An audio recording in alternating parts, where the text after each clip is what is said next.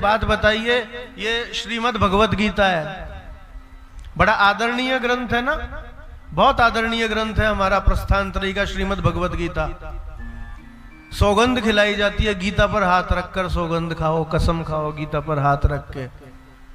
गीता जयंती भी हमारे यहाँ मनाई जाती है, सब गीता जयंती है। गीता जी के नाम से भवन भी बना दिए गए, गीता भवन। लेकिन गीता जी को तो मानते हैं, गीता को मानेंगे, लेकिन गीता जी जो कहती हैं, गीता जी में जो अंदर लिखा है वो नहीं मानेंगे। ये कहां का न्याय हुआ भैया? ये कहां का न्याय हुआ कि गीता को मानेंगे, गीता के अंदर लिखे हुए को नहीं मानेंगे? पिताजी को मानेंगे लेकिन पिताजी की बात नहीं मानेंगे। बस चुप हो जाइए, पिताजी आपको मानते हैं, बस अब चुप हो जाओ आप। पिताजी को मानेंगे, पिताजी की बात नहीं मानेंगे। गुरु को मानेंगे, गुरु की बात नहीं मानेंगे। तो उसी प्रकार गीता जी को मानेंगे, गीता जी की बात नहीं मानेंगे। आ जाइए, पहला अध्याय खोल लीजिए, प्रथम अध्याय भगवत गीता का पहला अध्याय। कुलक्षये प्रणश्यन्ति कुल धर्मः सनातनः। कुल के नाश से सनातन कुल धर्म नष्ट हो जाते हैं। धर्मे नष्टे कुलम कृत्स्नम अधर्मो अभिवुच्यते।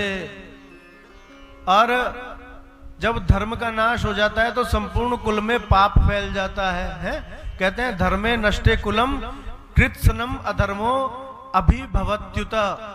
आगे देखिए, अधर्मा भवावित भवात कृष्ण प्रदुष्यन्ति कुलस्त्रियः। अधर्मा भी भवात कृष्ण है प्रदुष्यन्ति कुलस्त्रियः।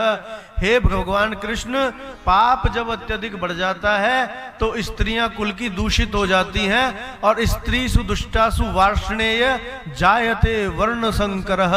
जब कुल की स्त्री दूषित हो जाती है तो वर्ण संकर उत्पन्न होता है। वर्ण संकर अर्थात अंतरजातीय विवाह से उत्पन्न संतान।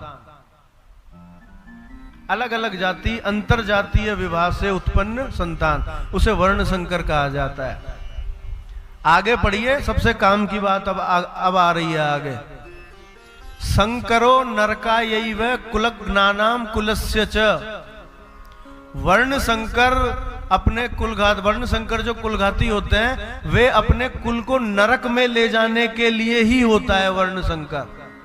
जिसके यहाँ वर्ण संकर संतान उत्पन्न हो गई अंतरजातीय विवाह से होकर के, तो वो अपने कुल को नरक में ले जाने के लिए ही होता है। क्यों? आगे पढ़िए। पतंती पितरो हेषा लुप्त पिंड उदक क्रिया।